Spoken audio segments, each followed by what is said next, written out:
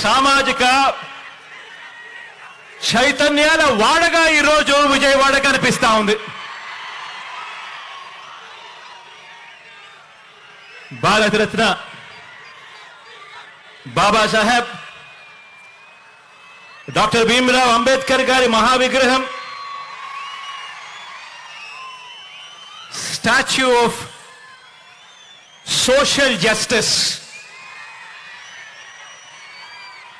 ఆవిష్కరణ సందర్భంగా ఇవాళ ఇక్కడికి వచ్చిన నా ప్రతి అక్కకు, నా ప్రతి చెల్లెమ్మకు, ప్రతి అవ్వకు, ప్రతి తాతకు, ప్రతి సోదరుడికి, ప్రతి స్నేహితుడికి, మొత్తం దళిత జాతికి, బహుజనులకు, రాజ్యాంగాన్ని, ప్రజాస్వామ్యాన్ని ప్రేమించే ప్రతి గుండెకు ఈరోజు మీ జగన్ అభినందనలు తెలియజేస్తా ఉన్నాడు ఈ వేదికపై నుంచి.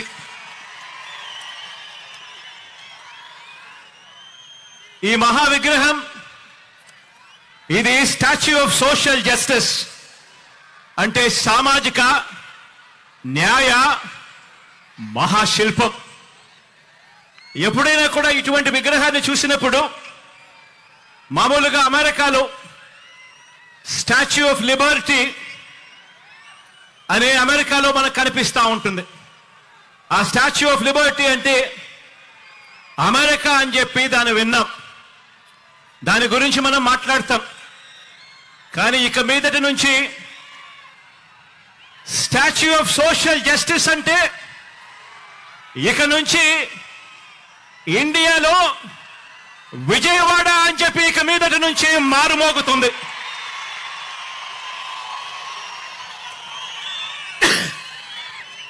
ఈ విగ్రహం మనందరి ప్రభుత్వం ఈ 56 నెలల్లో అడుగడుగునా కూడా అనుసరించిన సామాజిక న్యాయానికి నిలువెత్తు నిదర్శనం. ఈ విగ్రహం ఇక్కడే విజయవాడలో ఎప్పుడు కనిపిస్తూ ఉంటుంది. ఆశ్చర్యం ఏమిటో తెలుసా, అంబేద్కర్ గారు జన్మించి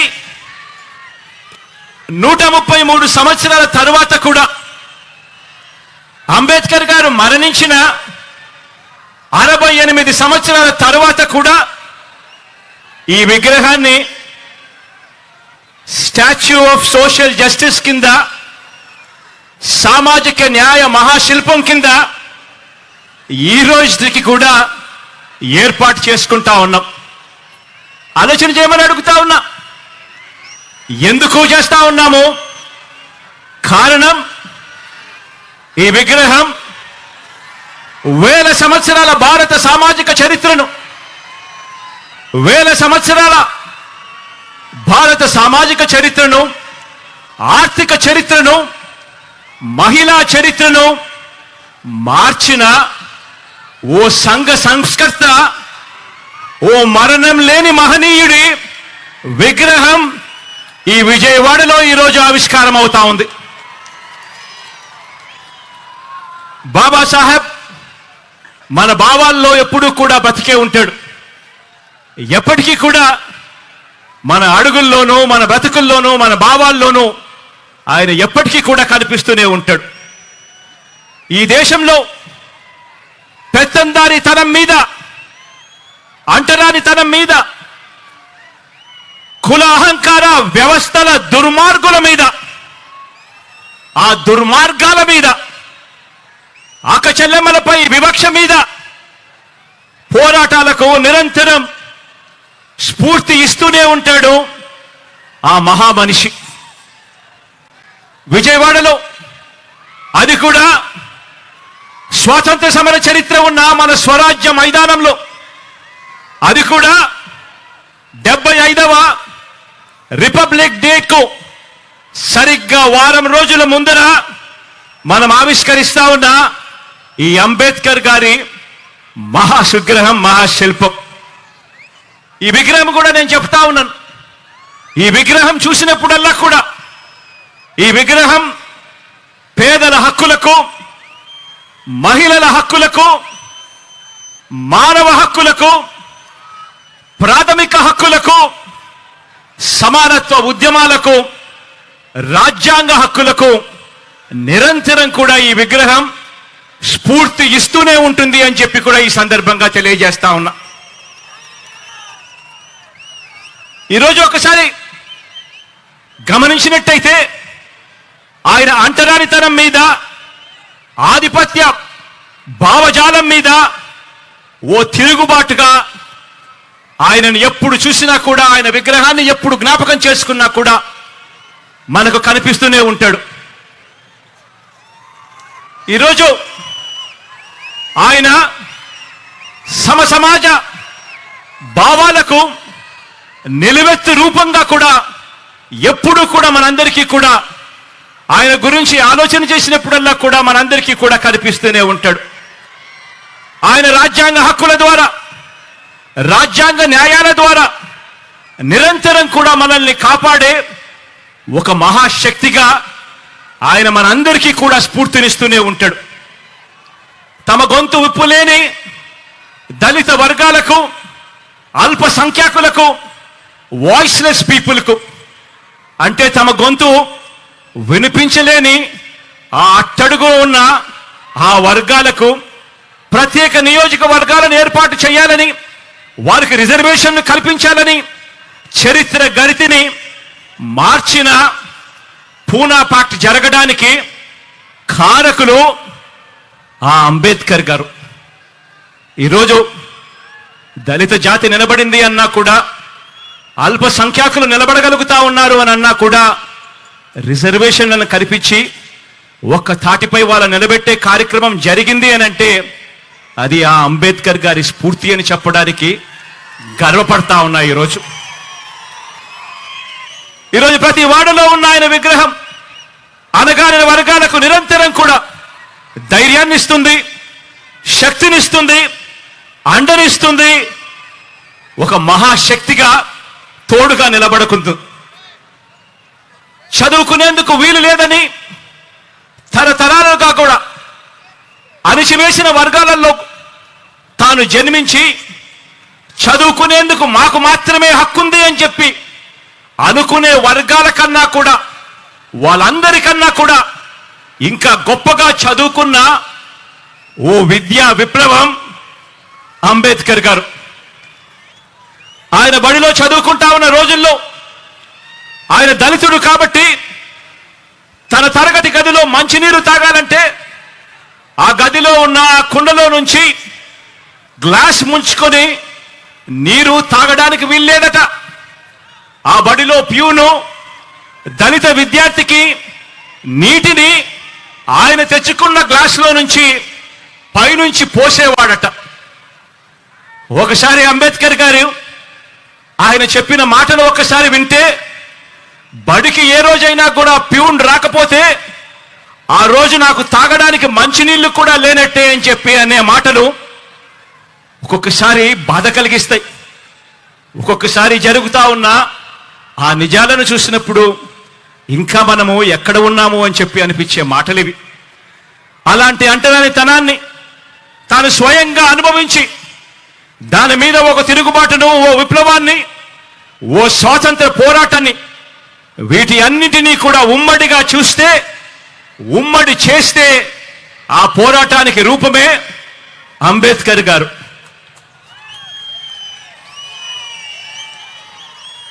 అటువంటి పరిస్థితులు స్వతంత్రం వచ్చిన తర్వాత కూడా, 77 సంవత్సరాల తర్వాత కూడా వేరు వేరు రూపాల్లో ఇవాళటికి ఉన్నాయి. అంటరానితనం రూపం మార్చుకుంది అంతే. ఆలోచన చేయమని అడుగుతా ఉన్నా.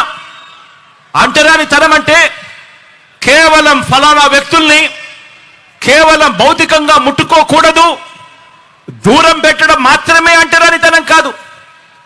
అంటరానితనం అంటే పేదలు ఏ బడిలో చదువుకుంటున్నారో ఆ గవర్నమెంట్ బడిని పాడు పెట్టడం కూడా రూపం మార్చుకున్న అంటరానితనమే అని చెప్పి నేను ఈ సందర్భంగా తెలియజేస్తా ఉన్నాను.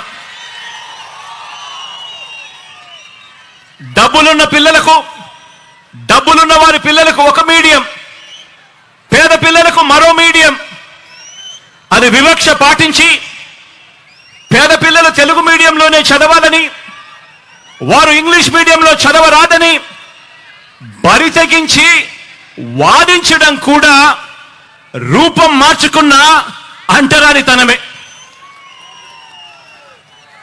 ఈరోజు కూడా ఈ అహంకారులు, ఈ పెత్తందారులు తమ పత్రికలో రాశారు. ఈరోజు పొద్దున్నే కూడా పత్రిక చదివా. అంబేద్కర్ గారు తెలుగు మీడియం మాత్రమే ఉండాలని అన్నాడట. నిజంగా ఈ పెత్తందారుల పిల్లలు, ఈ పెత్తందారుల మనవళ్ళు మాత్రం ఇంగ్లీష్ మీడియంలోనే చదువుతారట. నిజంగా ఇలా మాటలు చూస్తే నిజంగా ఒక నిజం చెప్పకూడదు, అబద్ధాలు ఏ స్థాయిలో చెప్తా ఉన్నారు అని చెప్పి చూస్తే నిజంగా గుండెకు బాధ అనిపిస్తుంది. వాస్తవం ఏమిటి అని అంటే, నిజమేమిటో అంటే, అంబేద్కర్ గారు చదువుకున్నది ఇంగ్లీష్ మీడియంలో.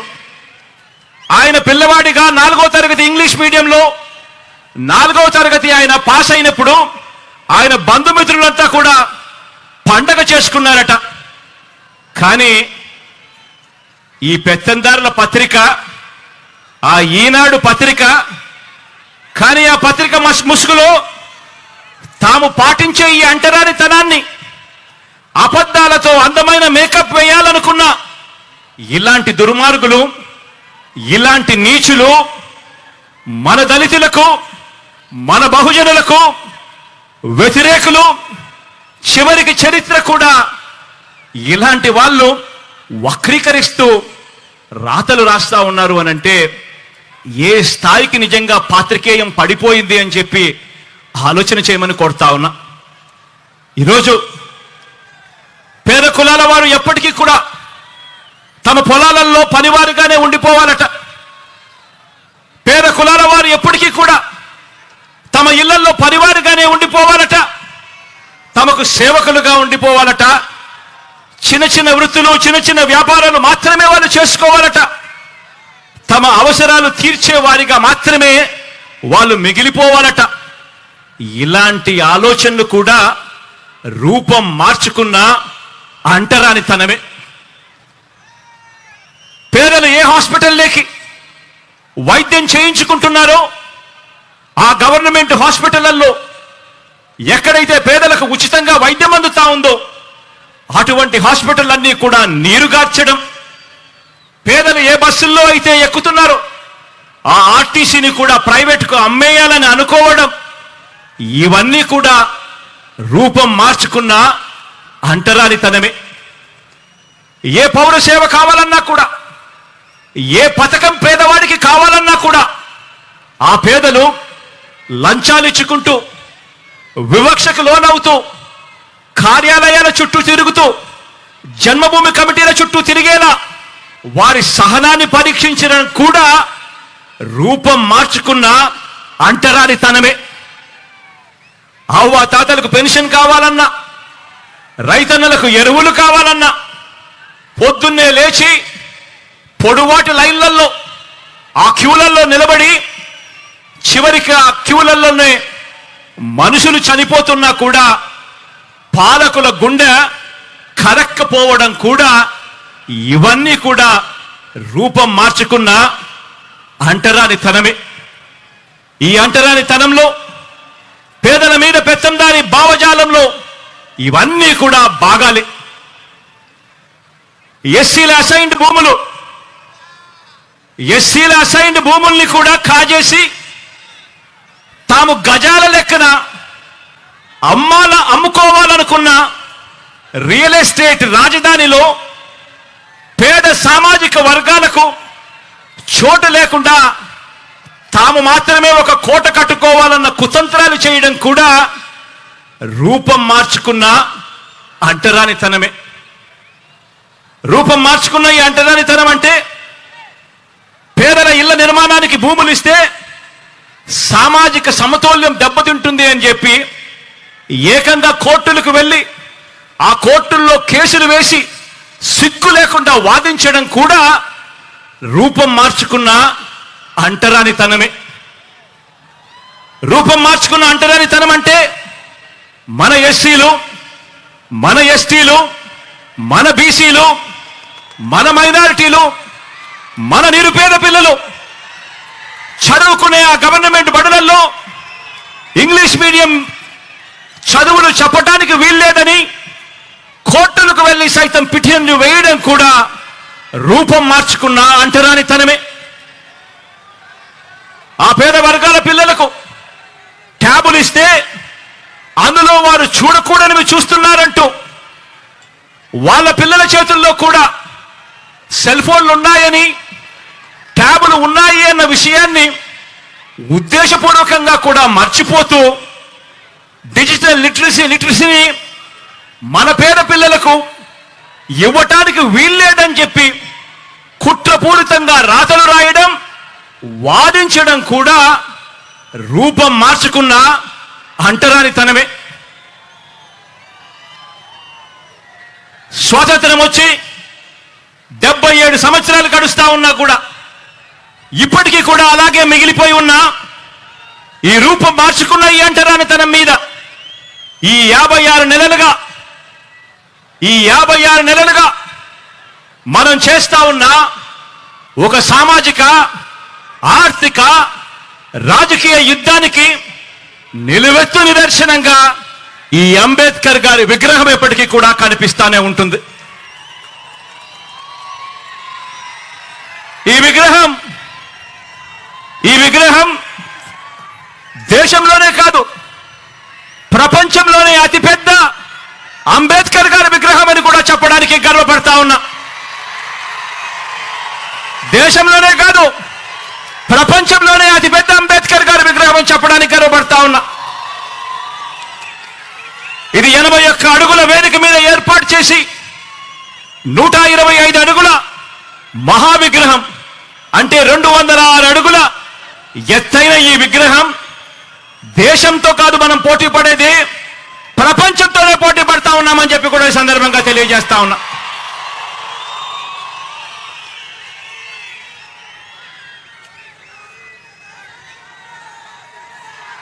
తరతరాలు కూడా ఈ ఆకాశమంతటి మహానుభావుడి, ఈ ఆకాశమంతటి వ్యక్తిత్వాన్ని గుర్తు చేసుకోవాలి. ప్రతి పిల్లాడు, ప్రతి పాప కూడా ఆయన జీవిత చరిత్ర నుంచి స్ఫూర్తిని తెచ్చుకోవాలి. ఎందుకంటే అభివృద్ధికి, అభ్యుదయానికి మధ్య అవినాభావ సంబంధం అంబేద్కర్ గారి భావజాలం. ఇలాంటి భావజాలం మన పెత్తందారులకు మాత్రం నచ్చదు.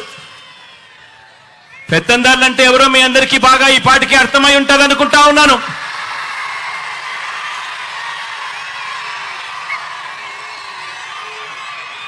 ఇలాంటి అంబేద్కర్ గారి భావజాలం ఈ పెత్తందారులకు మాత్రం అస్సలు నచ్చదు. దళితులకు చంద్రబాబు నాయుడు గారు సెంట్ భూమిని ఇళ్ల నిర్మాణానికి ఇచ్చింది లేదు, అంబేద్కర్ గారి విగ్రహం నిర్మించింది అంతకన్నా కూడా లేదు. ఎందుకంటే చంద్రబాబు గారి రక్తంలోనే ఎస్సీ, ఎస్టీ, బీసీ మైనారిటీల మీద ఏ కోశానా కూడా, ఏ నాడు కూడా ఈ మనిషికి ప్రేమే లేదు. ఎస్సీలో పుట్టాలని ఎవరైనా అనుకుంటారా అని ఒక ముఖ్యమంత్రి స్థానంలో ఉన్న వ్యక్తి నోరు పారేసుకుంటే గ్రామాలలో ఆ ఎస్సీలు ఎలా బ్రతకగలుగుతారు అని చెప్పి కనీసం ఆలోచన కూడా చేయకుండా నోట్లో నుంచి అంత చులకనగా మాట్లాడే స్వభావం. బీసీల తోకలు కత్తిరిస్తా ఖబర్దార్ అన్న వ్యక్తి, పేద సామాజిక వర్గాలంటే గిట్టని ఈ వ్యక్తి మన మాదిరిగా ఈ పేద అక్క చెల్లెమ్మలు బాగుండాలి, ఈ పేద కుటుంబాలు బాగుండాలి అని ఏకంగా 31 లక్షల ఇళ్ల పట్టాలు రాష్ట్రంలో ఎప్పుడు జరగని విధంగా, దేశంలో కూడా ఎప్పుడు ఏకంగా 31 లక్షల ఇళ్ల పట్టాలు, అందులో 22 లక్షల ఇళ్ల నిర్మాణం చేయాలని ఆ పెద్ద మనిషికి ఎందుకు అనిపిస్తుంది? పెత్తందారి పార్టీలకు, ఈ పెత్తందారి నాయకులకు చదువుకునే మన పేద పిల్లలకు ఒక అమ్మఒడి ఇవ్వాలని, ఓ విద్యా దీవెన ఇవ్వాలని, ఓ వసతి దీవెన ఇవ్వాలని, ఓ గోరు ముద్ద ఇవ్వాలని, ఓ విద్యా కానుక ఇవ్వాలని, ఓ ట్యాబులు ఇవ్వాలని, ఓ ఇంగ్లీష్ మీడియంలో చదువులు చెప్పించాలని, బైలింగ్వల్ టెక్స్ట్ బుక్స్ ఇవ్వాలని, మన గవర్నమెంట్ బడులలో, మన క్లాస్ రూమ్లలో డిజిటైజేషన్ జరగాలి అని, ఐఎఫ్పీలను ఏర్పాటు చేయాలని, నాడు నేడుతో మన చదువులు, మన బడులు రూపురేఖలు మార్చాలి అని ఇటువంటి పెత్తందారి నాయకులకు కానీ, ఇటువంటి పెత్తందారి పార్టీలకు కానీ ఎందుకు అనిపిస్తుంది అని ఒక్కసారి ఆలోచన చేయమని అడుగుతా ఉన్నా. పెత్తందారి పార్టీలకు, పెత్తందారి నాయకులకు మన అక్క చెల్లెమ్మలకు ఒక దిశ ఆప్ తేవాలని, మన అక్క చెల్లెమ్మలకు ఒక అమ్మఒడి ఇవ్వాలని, మన అక్క చెల్లెమ్మలకు ఒక ఆసరా ఇవ్వాలని, మన అక్క చెల్లెమ్మలకు ఒక 0 వడ్డీ తేవాలని, ఒక 0 వడ్డీ ఇవ్వాలని, ఒక చేయూత ఇవ్వాలని, అక్క చెల్లెమ్మల పేరిట 31 లక్షల ఇళ్ల పట్టాలు ఇవ్వాలని, అందులో 22 లక్షల ఇళ్ల నిర్మాణం పూర్తి చేసి కట్టించి ఇచ్చి ఆ అక్క చెల్లెమ్మల ముఖాలలో చిరునవ్వులు చూడాలని ఆ పెత్తందారి పార్టీలకు, ఆ పెత్తందారి నాయకులకు ఎందుకు అనిపిస్తుంది అని ఒక్కసారి ఆలోచన చేయమని అడుగుతా ఉన్నా.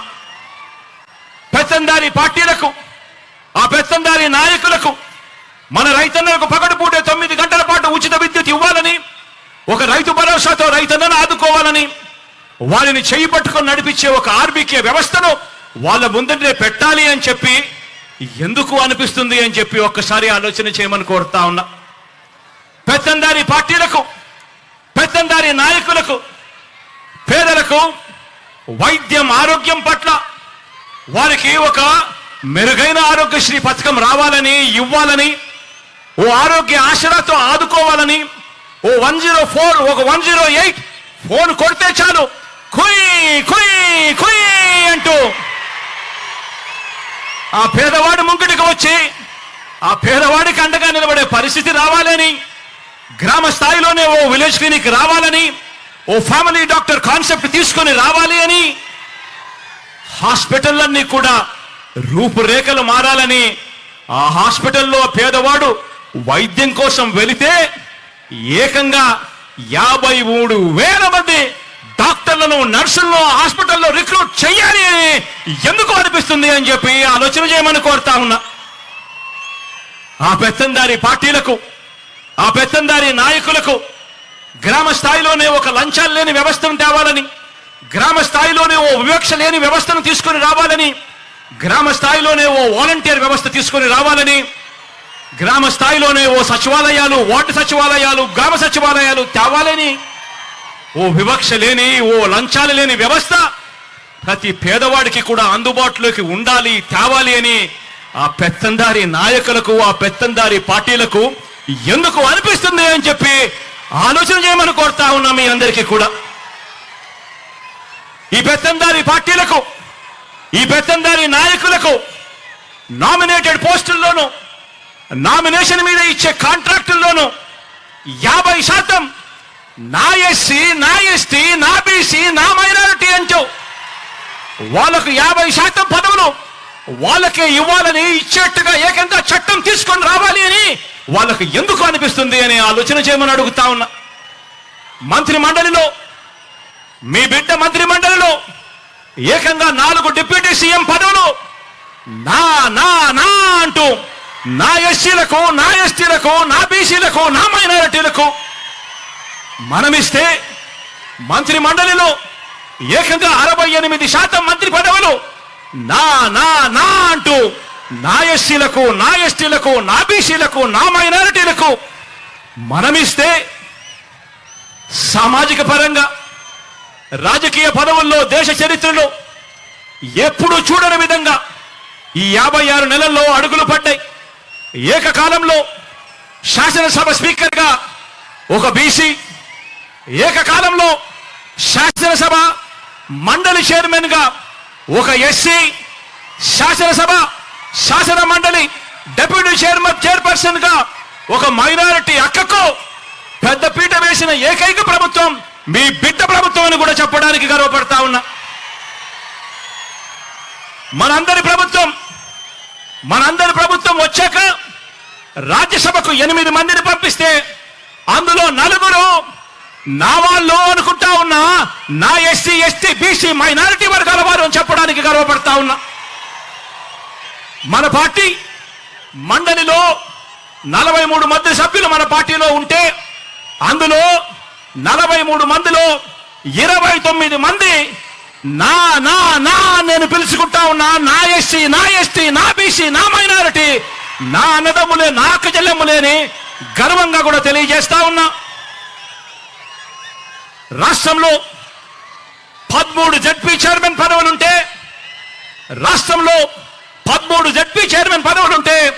అందులో 9 నా నా నా నా నేను పిలుచుకుంటా ఉన్నా. నా ఎస్సీ, నా ఎస్టీ, నా బీసీ, నా మైనారిటీ, నా అన్నదమ్ములే, నాకు చెల్లెమ్ములేని చెప్పడానికి గర్వపడతా ఉన్నా. రాష్ట్రంలో 17 మున్సిపల్ కార్పొరేషన్ మేయర్లు ఉంటే అందులో 12 నా నా నా నా నేను పిలుచుకుంటా ఉన్నా. నా ఎస్సీలు, నా ఎస్టీలు, నా బీసీలు, నా మైనారిటీలు, నా అన్నదమ్ములు, నాకు చెల్లెమ్మలు మేయర్ పదవుల్లో వాళ్ళే కనిపిస్తా ఉన్నారు అని అంటే 87 మున్సిపాలిటీలు ఉన్నాయి రాష్ట్రంలో. అందులో 84 మీ బిడ్డ, మీ అందరి ఆశీస్సులు దేవుడు దయతో గెలిచాడు.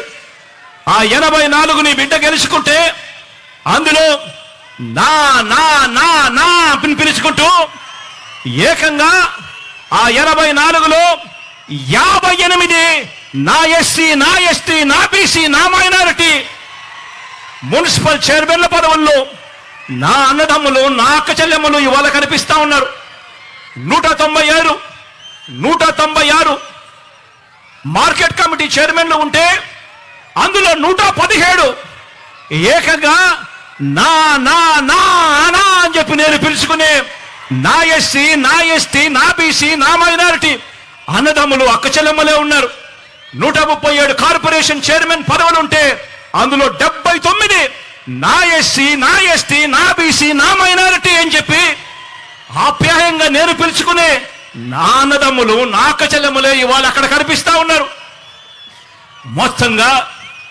మొత్తంగా రాజకీయ నియామకాలు పదవుల్లో సగానికి పైగా రాజకీయ పదవుల్లో సగానికి పైగా ఎవరున్నారో తెలుసా? నా అక్క చెల్లెమ్మలు ఉన్నారు అని గర్వంగా కూడా చెప్తా ఉన్నా. ఈరోజు నా అక్క చెల్లెమ్మలు ఇవాళ పదవుల్లో ఉన్నారు అని గర్వంగా చెప్పగలుగుతా ఉన్నాను. మన ప్రభుత్వం అధికారంలోకి వచ్చిన తర్వాత ఈ 56 నెలల కాలంలో ఏకంగా 2,10,000 పైచిలకు గవర్నమెంట్ ఉద్యోగాలు మీ బిడ్డ ప్రభుత్వం ఇస్తే ఈ 2,10,000 గవర్నమెంట్ ఉద్యోగాలలో ఏకంగా 80% నా ఎస్సీ, నా ఎస్టీ, నా బీసీ, నా మైనారిటీ, నా చెల్లెమ్మలు, నా తమ్ముళ్ళే ఈరోజు ఉద్యోగాల్లో ఉన్నారు అని చెప్పడానికి గర్వపడతా ఉన్నా. ఇలాంటి సామాజిక న్యాయం మనందరి ప్రభుత్వంలో కాకుండా మరెక్కడైనా చూశారా అని చెప్పి నేను అడుగుతా ఉన్నాను ఇదే వేదికపై నుంచి. ఈరోజు ఈ పెత్తందారి పార్టీలకు, ఈ పెత్తందారి నాయకులకు నా ఎస్సీలు, నా ఎస్టీలు, నా బీసీలు, నా మైనారిటీలు వారి కోసం నవరత్నాల పాలన అందించాలని కడుపులో ఉన్న బిడ్డ దగ్గర నుంచి పండు ముసలి అవ్వాతాత వరకు అందరి పట్ల ప్రేమ, మమకారం చూపాలని వీళ్ళకి ఏ రోజైనా అనిపించిందా అని చెప్పి నేను అడుగుతా ఉన్నా.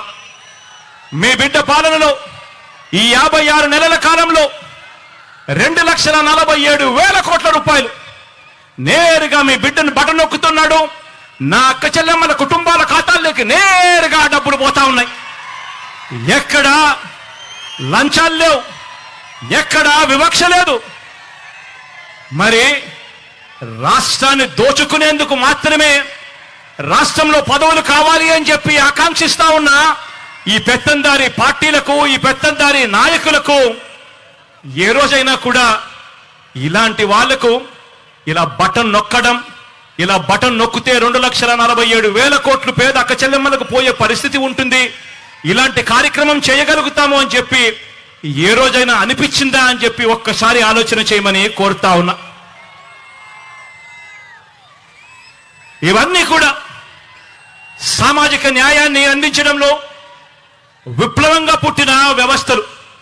ఈరోజు గ్రామ స్థాయిలో చిక్కటి చిరునవ్వుతో మన పిల్లలు కనిపిస్తారు. సచివాలయంలో మన గ్రామంలోనే ప్రతి 2,000 జనాభాకు ఒక సచివాలయం, ప్రతి 50 నుంచి 60 ఇళ్లకు ఒక వాలంటీర్.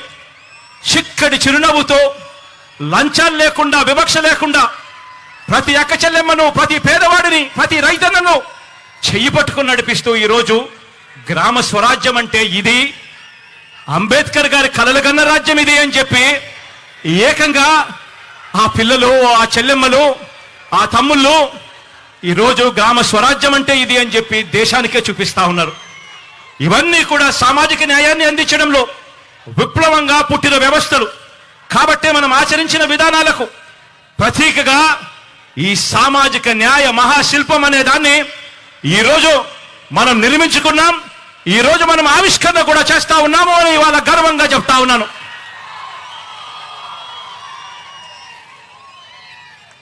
ఈరోజు మనందరి ప్రభుత్వం, మీ బిడ్డ ప్రభుత్వం, మీ కష్టం తెలిసిన మీ అన్న ప్రభుత్వం, ఇంటింటా కూడా ప్రతి గ్రామం నుంచి, కుప్పం నుంచి ఇచ్చాపురం వరకు ఏ గ్రామాన్నైనా కూడా తీసుకోండి, ప్రతి గ్రామంలో కూడా మార్పులు కనిపిస్తాయి.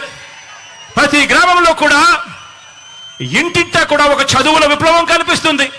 ప్రతి గ్రామంలో కూడా ఇంటింటా కూడా ఒక మహిళా సాధికారత విప్లవం కనిపిస్తుంది. ప్రతి గ్రామంలో పరిపాలన సంస్కరణలు కనిపిస్తాయి. ప్రతి గ్రామంలోనూ ఒక వ్యవసాయ విప్లవం కనిపిస్తుంది. ప్రతి గ్రామంలోనూ కూడా పారిశ్రామిక మౌలిక సదుపాయాల విప్లవం కల్పించేట్టుగా దిశగా ఆ జిల్లాలో ఎప్పుడూ చూడని విధంగా ఈరోజు అభివృద్ధి కనిపిస్తా ఉంది. వైద్య ఆరోగ్య రంగంలో ఎప్పుడూ కూడా ఊహించని విధంగా గ్రామ స్థాయిలోనే మార్పు చెందిన మరో విప్లవం మన పిల్లలకు అక్కడే కనిపిస్తా ఉంది. కడతా ఉన్న డిజిటల్ లైబ్రరీలు కనిపిస్తా ఉన్నాయి.